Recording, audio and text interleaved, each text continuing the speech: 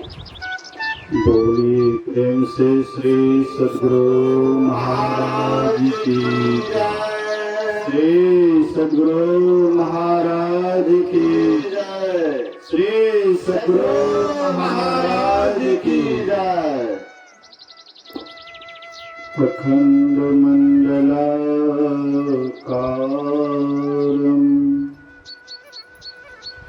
व्याप्तमेन चराचरम् तत्पदं दर्शितं येन तस्मै श्री गुरुवे नमः। धन्य धन्य सतगुरु सुखद महिमा कही न जाए। जो कछु कहो तुम्हारी कृपा मोते कछु न बसाए। सर्वत्र सर्वदा वर्तमान सद्गुरु महाराज जी के पावन चरणों में कोटि कोटि नमन। उपस्थित गुरुजन, धर्म प्रेमी सत्संगी बंधुओं, पूजनिया माताओं तथा भक्तिमती बहनों, 2 दिवसीय संतमत सत्संग जो श्रद्धेय सुशील बाबू के द्वारा आयोजित किया गया है, आज दूसरे दिन के प्रथम पाली सत्संग में उपस्थित हैं।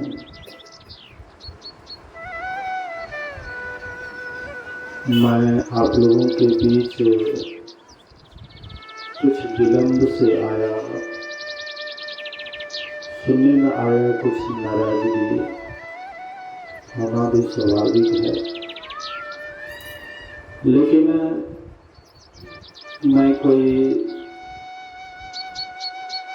स्वामी के हैसियत से विलंब से नहीं आया, सेवक के हैसियत से,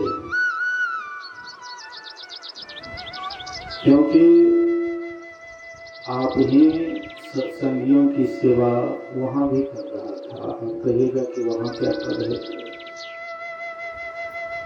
तो सुबह हमें स्नान करने के बाद ध्यान करने की प्रवृत्ति हो जाती है। इसके बाद कुछ अल्पाहार के बाद जो YouTube चैनल चलता है उस पर वीडियो बना रहा था, ताकि अभी आप लोगों के बीच में जो सेवा करता हूँ आप लोग तो सुनवे करते हैं। इसके बाद भी जो वीडियो बनता है, जो नज़दीक नहीं आ पाते हैं, सत्संग में नहीं आ पाते हैं, नौकरी चाकरी वाले हैं या और ड्यूटी करते हैं, तो उनको जब अवकाश मिलता है तो वे प्रवचन सुन लेते हैं, उनको भी लाभ मिलता है। लाभ के ही ख्याल से थोड़ा सा आप लोगों के बीच में विलंब से आया। अभी हम लोग बहुत देर से पूज्य बाबा लोगों से बहुत कुछ सुन चुके हैं। आज पाठ हुआ है ध्यान के संदर्भ में। यदि शैल समम पापम विस्तीर्णम बहुयोजनम भिद्यते ध्यान योगेन नान्यो भेदः कदाचन। कई योजन तक पहाड़ के समान यदि पाप राशि हो, वह ध्यान योग से नष्ट हो जाता है। इसके समान पापों का नाश करने वाला आज तक कुछ नहीं हुआ है। हमारे सरपंच साहब शुरुआत में प्रसंग बहुत सुंदर उठाए, लेकिन बाद में प्रसंग उठा करके वहीं पर छोड़ दिए। सरपंच साहब प्रसंग ये उठाए थे कि यहाँ पर उपनिषद वाक्य कहता है कि ध्यान करने से पाप का नाश हो जाता है। उधर गीता ज्ञान, भगवान कृष्ण के गीता ज्ञान कहते हैं कि जो कर्म किए हो उसका फल मिलना अत्यावश्यक है, फल मिलेगा ही। अब देखिए ये दोनों में जैसे प्रसंग छिड़े, बहुत सुंदर प्रसंग है। एक है गीता ज्ञान के कहते हैं अगर हॉर्न वाले हैं, साउंड ऑपरेटर हैं, तो हॉर्न की आवाज़ को थोड़ा कम करें और साउंड की आवाज़ को बढ़ाएं। हॉर्न की आवाज़ को ज़्यादा कर देते हैं, सीटी दे रहा है, और साउंड को कम कर दिए। अगर अगल बगल में है तो ठीक कीजिए। बोलिए श्री सद्गुरु महाराज की, ध्यान दीजिएगा थोड़ा सा। मैं इसी पर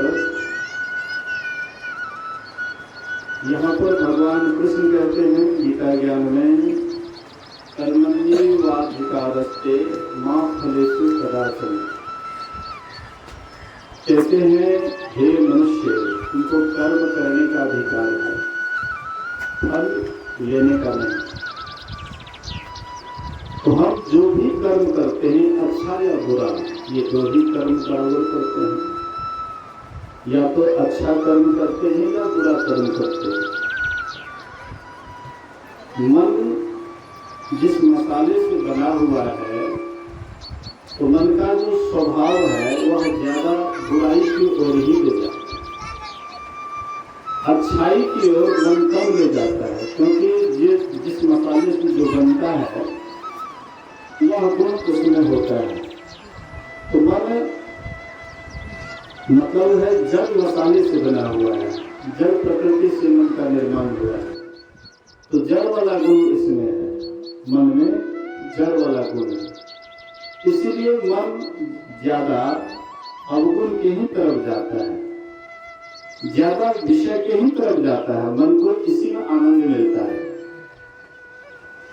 लेकिन मन में जो चेतन है, मन अकेले काम नहीं करता है, मन के साथ में चेतन है। चेतन के शक्ति से मन काम करता है। अगर चेतन की शक्ति को मन से हटा लीजिए तो मन मिट्टी हो जाता है। मन का अपना अस्तित्व खुद का नहीं है, ये किसी से अस्तित्व इसका बना हुआ है, वह चेतन से बना हुआ है। लेकिन जब हम चेतन को सिमटाओं की तरफ लाते हैं तो तब मन धीरे धीरे ढीला पड़ते जाता है, मन का शक्ति घटने लग जाता है, चेतन की शक्ति बढ़ने लग जाती है, और तब आपसे बुरा काम कम होगा और अच्छा काम तब ज्यादा होगा, क्योंकि आप चेतन की तरफ जा रहे हैं। अगर आप जड़ की तरफ जाते हैं तो बुरा काम अधिक होगा, बुरा कर्म अधिक होगा, और चेतन की तरफ जाने से अच्छा काम अधिक होगा। लेकिन अच्छा काम हो या बुरा काम हो, दोनों का फल तो मिलना स्वाभाविक है।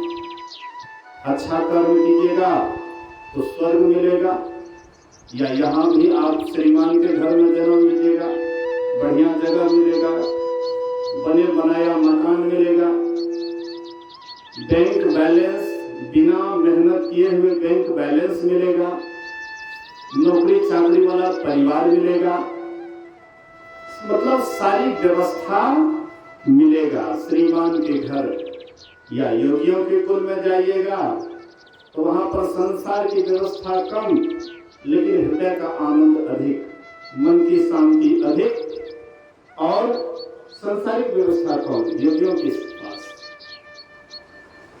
तो अच्छा कर्म करते हैं, श्रीमान के घर में जन्म लेते हैं या स्वर्ग जाते हैं। बुरा कर्म करते हैं तो यहाँ पर भी आपको दुख होता है, इस संसार में भी आप दुखी होते हैं, और यहाँ से जब जाते हैं तो आप नरक में जाते हैं, दुख भोगते हैं।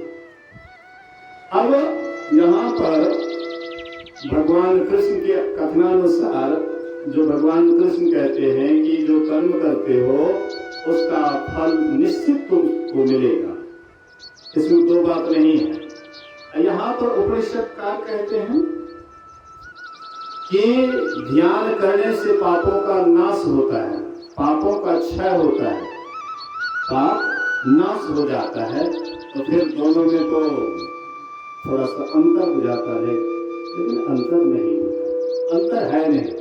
हम आपको बुझाता है अंतर, अंतर नहीं है। कैसे? कर्म की हो ही स्वरूप पर ही चिन्ह है। अगर आप अपने स्वरूप को जान जाइएगा तो आप कर्म तो कीजिएगा, लेकिन आप सबसे ऊपर उठ जाइएगा। अभी हम लोग जो कर्म करते हैं तो स्वरूप को जान करके कर्म नहीं करते, स्वरूप को पहचान करके कर्म नहीं करते, अंधाधुंध कर्म करते हैं। इसलिए उल्टा पुल्टा हो जाता है, अच्छा बुरा हो जाता है।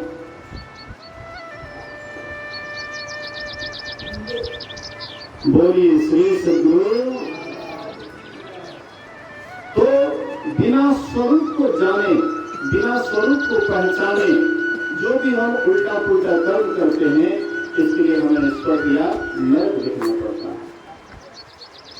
अच्छा, मान लीजिए अब मान लीजिए कि हम सचेत होकर के कर्म करेंगे या स्वरूप को जान करके कर्म करेंगे। जब स्वरूप को जान जाएंगे तब कर्म करेंगे तो उसका लेप नहीं चढ़ेगा। लेकिन जब स्वरूप को नहीं जाने हैं, अभी तक नहीं जाने हैं, लेकिन ध्यान करते हैं, तो ध्यान जब करते हैं तो जो किया हुआ है प्रारब्ध, जो किया हुआ है अच्छा या बुरा, यहाँ पर उपनिषद का कहते सब जल करके राख हो जाता है, समाप्त हो जाता है। भगवान बुद्ध के समय में महामोट गल्यायन एक बड़े उच्च दर्जे के भिक्षु थे। बोलिए श्री सद्गुरु। आगे लक्ष्मी बाबू नाम से की नाम से बैठो कहीं पर इतना बड़ा नाम ना काम देवता का सत्संग आए तो बैठे थे, यहाँ उनके किया। बोलिए श्री सद्गुरु। संसार में ऐसे ही झंझट होते रहेगा, कुछ न कुछ जो है शरीर है तो संसार में कुछ न कुछ इधर उधर काम करते रहता है, लेकिन थोड़ा सा मैनेजमेंट करके थोड़ी देर के बाद ही उसको एडजस्ट कर लीजिएगा। बोलिए श्री सद्गुरु महाराज की जय। तो भगवान बुद्ध के दो उच्च दर्जे के भिक्षु थे, बड़ी उच्च दर्जे के। जैसे गुरु महाराज जी के दो प्रमुख शिष्य हुए उच्च दर्जे के, महर्षि संतसेन जी महाराज और महर्षि शाही स्वामी जी महाराज हैं तो बहुत, लेकिन दो का जो विशेषता है औरों की उतनी नहीं है। जितनी ख्याति या विशेषता ये दोनों की है, औरों की नहीं। तो वैसे ही भगवान बुद्ध के भी दो प्रमुख शिष्य थे। शिष्य तो बहुत थे, लेकिन उनमें गिने चुने दो विशेष रूप से थे। एक थे सारिपुत्र और एक थे महामोट गल्यायन। ये दोनों समझिए भगवान बुद्ध का दायां बायां हाथ था। तो भगवान महामोट गल्यायन एक बार ध्यानस्थ थे, समाधिस्थ थे। हाँ, समाधिस्थ थे। और उस समाधि की अवस्था में, ध्यान की अवस्था में कुछ चोरों ने, कुछ दुश्मनों ने, दुश्मन तो सबके होते हैं, अच्छे आदमी के भी दुश्मन होते हैं, बुरे आदमी के भी दुश्मन होते हैं। केवल अच्छे ही आदमी के दुश्मन नहीं होते, बुरे आदमी के भी दुश्मन होते हैं। और अच्छे आदमी के तो विशेष करके होते हैं। बुरे आदमी के दुश्मन हो या ना हो, लेकिन अच्छे आदमी को तो निश्चित रूप से उसका दुश्मन होता है। देखता है कि ये आंख वाला हो गया है, हम बिना आंख वाले हैं, इसलिए इसके आंख को फोड़ दो। आप हम सोए हैं और ये जगने की बात करते हैं, हम आपको बड़ा दिक्कत होता है, बड़ा कष्ट होता है। 3 बजे ब्रह्म मुहूर्त में अनाउंस कहीं कहीं पर आश्रम में करते हैं तो बहुतों का शिकायत चला जाता है कि बाबा आप काहे के लिए लोगों को जगा रहे हैं, आपको ऐसा नहीं करना चाहिए, हम लोग आराम से सोए रहते हैं, आप जगाने का काम करते हैं। जो सोने वाले हैं उसको तो बड़ा तकलीफ होता है। हम आप भी एक तरह से सो रहे हैं। संत महात्मा ऊंचे दर्जे की बात करते हैं, जगने की बात करते हैं, हम आप भी कहते हैं कि ये दुश्मन है। सूर्य पर चढ़ाने वाले कौन थे? यही सत्संगियों में से एक थे ना। जो भक्त कहलाते ईसा मसीह को सूली पर चढ़ाने वाले कौन थे? उन्हीं के अनुयायी जो नीचे थे, जिसके पास में वह दृष्टि नहीं थी, वह आंख नहीं था कि कितना उच्च दर्जे की बात करते हैं और इससे हमारा ही भला होगा। जैसे माँ बाप बच्चे को जगाते हैं तो बच्चा को अच्छा लगता है?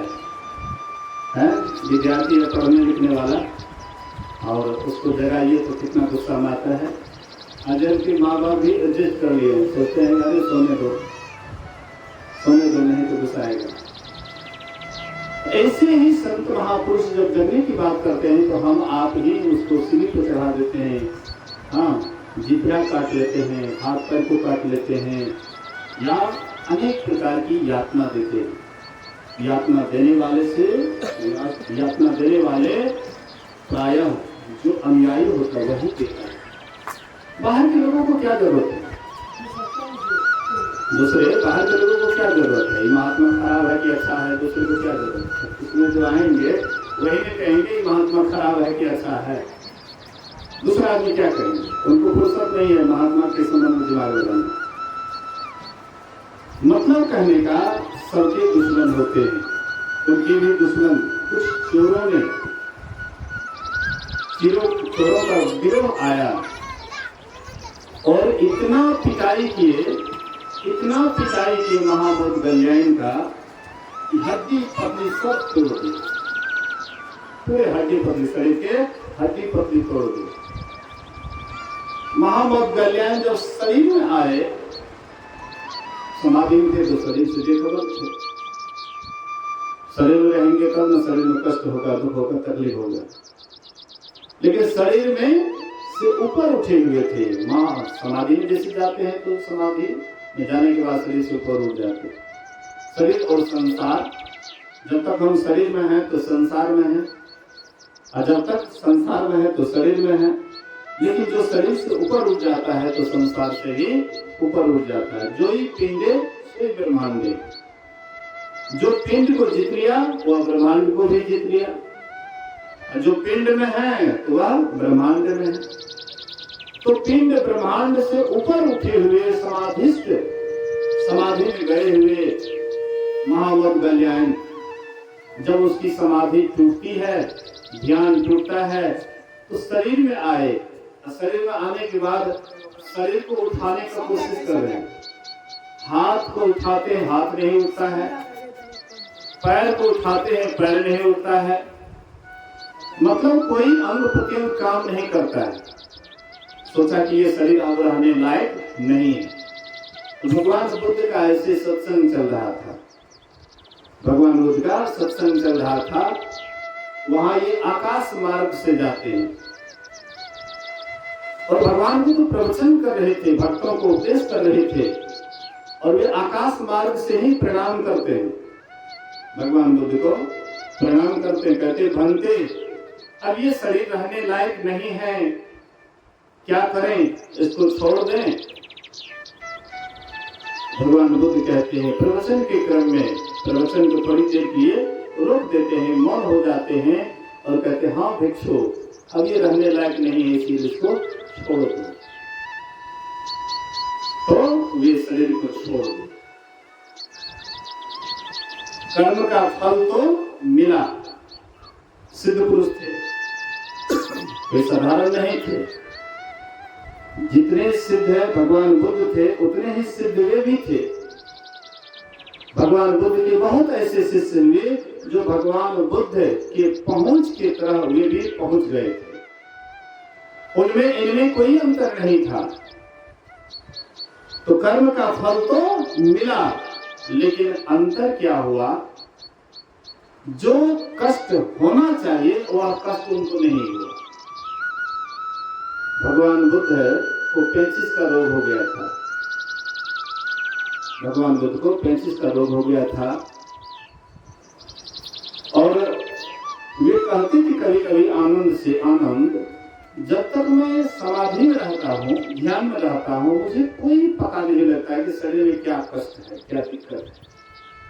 लेकिन जब मैं शरीर में आता हूँ तो बड़ा कष्ट मालूम पड़ता है, बहुत कष्ट बुझाता है। जैसे कोई शराबी है, शराब पिला दीजिए, पूरा नशा अगर मस्त हो जाए, उसको खूब पिटाई कीजिए, उससे उनको कोई कुछ नहीं बुझाता, चुपने लगता। कितना मारपीट कीजिएगा, एकदम नशा से चूर रहता है, उसको कोई अंतर नहीं करता है। लेकिन बाद में जब नशा उतरता है तब उसको बुझाता है शरीर में दर्द, परेशानी, दिक्कत। लेकिन जब तक नशा में रहता है उनको कोई दिक्कत नहीं होता। ऐसे ही कर्म का फल तो सबको भोगना पड़ता है, चाहे अच्छा करे या बुरा कर्म करे। महामौत गलियान के पूर्व जन्म के या मतलब कर्म फल था। पूर्व जन्म में अपने माता पिता, अंधे माता पिता की सेवा के डर से इसको सेवा करना पड़ेगा। आंख से अंधे हैं, इसका सारा कुछ करना पड़ेगा। तो क्या किए, दोनों को ले जा करके जंगल में छोड़ दिए और उसको हिंसक जानवर खा पी गए, समाप्त कर दिए। तो उसका परिणाम, उसका फल महामौत गलियान को इस जन्म में मिला, जब ये ध्यान साधना में पारंगत हो चुके थे। मिला कर्म का फल तो जरूर मिला, कर्म के फल से तो बच तो नहीं सकते हैं। लेकिन अंतर क्या है, जो समाधि में चले गए हैं, जो ध्यानस्थ हो गए हैं, उनको जो मिलता है इस तरह का कष्ट नहीं बुझाता है, जितना कि जो शरीर में चिपके हुए हैं, शरीर से आसक्त हैं, शरीर को ही जो दिन रात सजाने में लगे हुए, शरीर के ही प्रति जिनकी आसक्ति है, उनको जो दुख होगा, जो समाधि वाले ऋषि मुनियों उनको वह दुख नहीं होता है। इसलिए कर्म का फल सबको भोगना पड़ता है, लेकिन कर्म के फल भोगने में थोड़ा अंतर है। यहाँ पर ऋषि कहते हैं, कई जन्मों तक किया हुआ कर्म के फल से आप पार उतर जाएंगे, लेकिन ध्यान में जाने के बाद। अब ध्यान में हम लोगों को जाना है, कैसे जाएंगे? बाबा बता रहे थे कि 1994 में हम गए थे कुप्पा घाट में। हाँ,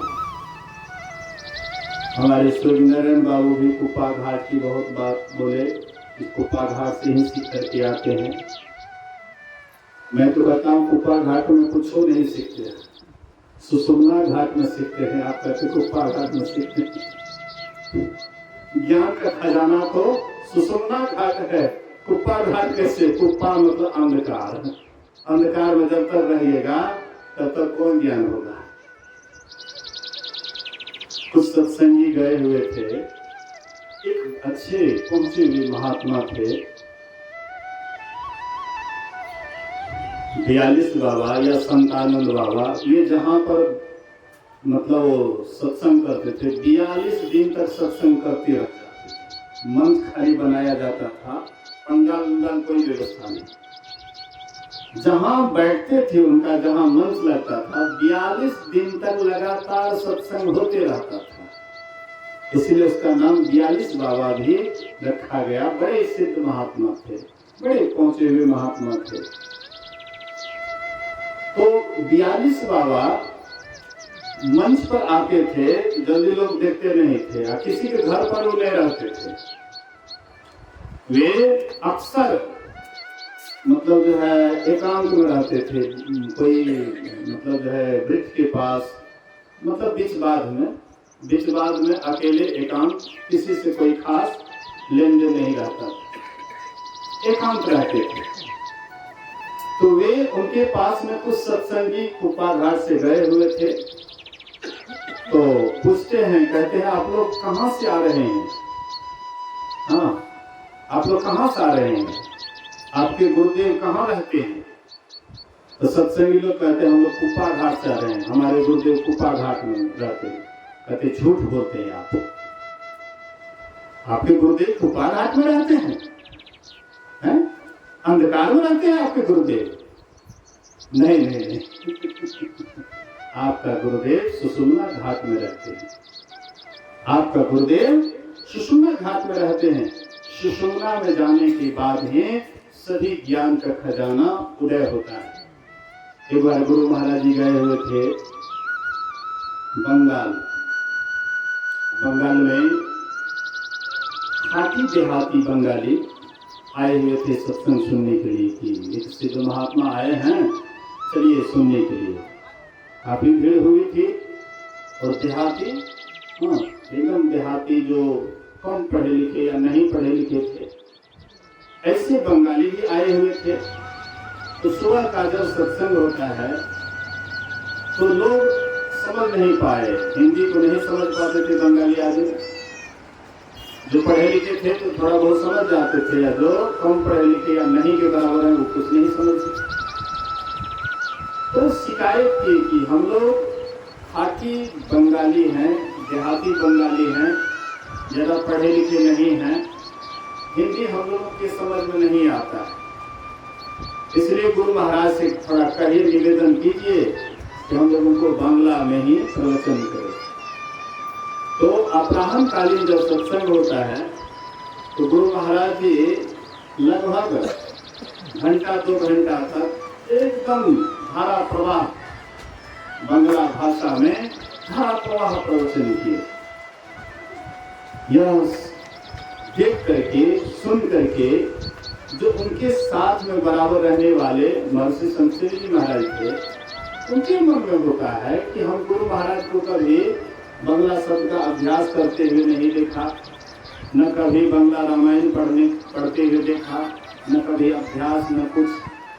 लेकिन ये धारा प्रवाह घंटा 2 घंटा तक लगातार बांग्ला में ही शुद्ध बांग्ला भाषा में प्रवचन। आश्चर्यचकित होकर के जब वासी पर गए, भागवत को कहते हैं, हुजूर आपको हम कभी नहीं देखे बांग्ला भाषा का अध्ययन करते हुए या कोई किताब पढ़ते हुए। मैं थोड़ा बहुत पढ़ता भी था, अभ्यास भी करता था, मुश्किल से 5-10 मिनट भी शुद्ध बोल नहीं पाएंगे बांग्ला भाषा में। लेकिन आप धारा प्रवाह घंटा 2 घंटा तक लगातार कैसे बोल रहे? तो गुरु महाराज जी कहते हैं कि कबीर साहब के पद को नहीं पढ़ते हैं, उनके पद में है, त्रिकुटी महल में विद्या सारा, घनहर बाजे बजे नगाड़ा। अरे जो त्रिकुटी महल में चले जाते हैं, संसार की विद्या नहीं भी पढ़े लिखे हैं, फिर भी उनको सब विद्या आ जाती है। मोहम्मद साहब ध्यान करते थे, पढ़े लिखे नहीं थे मोहम्मद साहब। मुसलमान में जो पंचवक्तीय नमाज अदा करने के लिए जो नियम बनाए हैं, वही मोहम्मद साहब वे ध्यान करते थे। और ध्यान करते करते एक दिन उनके भीतर से कुछ आवाज निकली, और आवाज निकलने के बाद अपने पत्नी से कहती है कि मेरे अंदर में पता नहीं क्या उतर आया है, और लगता है कि कोई अच्छा चीज उतर रहा है, इसको क्या करना चाहिए। उनकी पत्नी कहती है कि आपका चेहरा बता रहा है कि आपको कुछ मिला है, और आपको कुछ मिला है तो आप बोलिए, उसको बोलने का प्रयास कीजिए, मैं इसको लिपिबद्ध करती हूँ। उसकी पत्नी लिपिबद्ध करती गई और वे बोलते गए। उसी का आजकल मुसलमान लोग पढ़ाई करते हैं। कहने का आशा है, मतलब है, जब आप ध्यान में ऊपर उड़ जाइएगा, बहुत ऐसी अनुभूति होगी जो अनुभूति आपको कभी नहीं हुआ है। तो जो महापुरुष पढ़े लिखे होते हैं, वे क्या करते, अपने से लिपिबद्ध करते जाते, जो जो उनको अनुभव होता है उसको लिपिबद्ध करते जाते हैं। और जो पढ़े लिखे नहीं हैं, वे बोलते हैं, उनके शिष्य उनका लिपिबद्ध करते हैं। अब कुछ ऐसे महात्मा होते हैं जो ना तो मतलब जो है शिष्य को सुनाते हैं, ऐसे उपदेश के क्रम में जो कुछ बोलते हैं तो शिष्य उसको बाद में लिख लेते हैं। भगवान बुद्ध का जो धम्मपद है, वो भगवान बुद्ध के समय इसका लिपिबद्ध नहीं हुआ था। उनके भिक्षु लोग जो सुने, आप बाद में उसको लिपिबद्ध किए। पहले तो सुने, बाद में उसको लिपिबद्ध किए। जैसे वेद हम लोगों का प्रसिद्ध है, उससे बौद्ध में वह धम्मपद प्रसिद्ध है। बहुत सुंदर सुंदर वचन है। पहले गुरु महाराज जी सत्संग योग का पाठ करवाते थे और धम्मपद का भी पाठ करवाते थे। आजकल उतना समय नहीं है या नहीं करवाते हैं, लेकिन गुरु महाराज जी धम्मपद का पाठ निश्चित रूप से करवाते थे। और बाबा देवी साहब कहते थे कि भगवान बुद्ध आदि संत थे। भगवान बुद्ध आदि संत थे, उनके जैसे विलक्षण संत आज तक धरती पर पैदा नहीं हुआ। उनके समय में जितने भिक्षु लोग मोक्ष पाए, औरों के समय में नहीं। इसलिए आदि संत कहलाए भगवान बुद्ध। मेरी कहने का ये आशा है, हम आप भी ध्यान करेंगे, बहुत अनुभव होगा, लेकिन ध्यान करने के लिए मन स्थिति ध्यान करने के लायक होना चाहिए। हम आप ध्यान कैसे करेंगे? उस तरह का जब तक विचार नहीं आएगा, मन में वृत्ति नहीं जगेगी, तब तक ध्यान नहीं हो सकता। मन में अगर आपके अंदर में अभी है धन की लालसा, आप बैठिएगा ध्यान करने के लिए, तो वह धन ही आपके ध्यान में आएंगे। मन में लालसा है कि अभी बैंक बैलेंस करना है या और कुछ करना है, संसार में कोई भी चाह अगर आप लेकर के बैठिएगा ध्यान करने के लिए, तो तब आपसे ध्यान नहीं होगा। आप कहिएगा कि क्या हम संसार की चाह को समाप्त करके ध्यान करेंगे? राम भजन बिनु मिटहि के कामा, फल बिहुन तब कबहू की जामा। जब तक राम भक्ति नहीं करेंगे, तब तक कामनाओं का नाश नहीं होगा, और कामना सहित कामना की ही प्रधानता देंगे, ध्यान करेंगे तो ध्यान नहीं होगा, बल्कि ध्यान करते हुए कर्म करेंगे, ध्यान करते हुए भी संसार का काम करेंगे। आप विशेष जिनको मानिएगा, उस चीज में आप आगे बढ़िएगा। अगर आप ध्यान की विशेषता दीजिएगा, तो संसार के काम को पीछे करके ध्यान आगे करिएगा, तो ध्यान में आप आगे बढ़ जाइएगा। अगर आप ध्यान को पीछे करके और संसार के काम को आगे करके चलिएगा, तो संसार के काम में आप आगे बढ़िएगा, लेकिन ध्यान में आप आगे नहीं बढ़िएगा। तो आपको बढ़ना किधर है? आपको चलना किधर है? संसार की तरफ चलिएगा। संसार एक धोखा है। एक दिन ये संसार आपको धोखा दे देंगे, आप कहीं का नहीं रहिएगा। लेकिन अगर आप ध्यान करते हुए संसार का काम कीजिएगा, तो पर भी संसार का काम होगा, और नहीं ध्यान करते हुए भी संसार का काम कीजिएगा, तो पर भी संसार का काम होगा। इसलिए ध्यान करते हुए अगर आप करिएगा, तो आप आगे जाकर के धोखा नहीं खाइएगा। गुरु नानक देव कहते राज मही राज, जोग मही जोगी, तप में तपेश्वर, गृहस्थ मही भोगी, ध्याय ध्याय भगवता सुख पाया, नानक किस उसका किन अंत न पाया। कहते हैं आप संसार का काम करते हुए जोग मही जोग, अगर आप जोगी हैं और योग साधना करिएगा, आप ध्यान में आगे बढ़ जाइएगा। राज मही राज, आप राजा हैं, आप राजकाज को संभालते हुए ध्यान करिएगा, आप ध्यान में आगे बढ़ जाइएगा। आप जोगी हैं, आप अपने शरीर को तपाते हैं, जोगी हैं, लेकिन तरीका ध्यान का जान करके अगर कीजिएगा, आप ध्यान में आगे बढ़ जाइएगा। आप गृहस्थ हैं, गृहस्थ के भोग को भोगते हुए, संसार के काम को देखते हुए ध्यान करिएगा, आप ध्यान में आगे बढ़ जाइएगा। करते काम करो विधि नाना, सुरत राखो जाकर पार निधाना।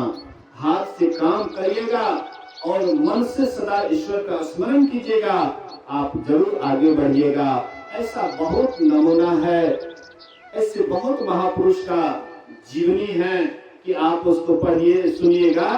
मतलब काम करते हुए, मोहरिली का काम करते हुए सिद्ध हो गए, हल चलाते हुए सिद्ध हो गए, मतलब एक ही काम करते करते हुए सिद्ध हो गए। लेकिन जो ध्यान किए वही सिद्ध हुए, और जो ध्यान नहीं किए वे संसार में ही पड़े रहे। इसलिए हम आपको आगे बढ़ने के लिए संसार का काम करें और ध्यान भी करें। समय 10 के लगभग बज रहा है, 9:55 हो गया है, और अपराह्न सत्संग भी है, उसमें भी सब आदमी जमजुट करके भाग लेंगे। बोलिए प्रेम से श्री सद्गुरु महाराज की जय।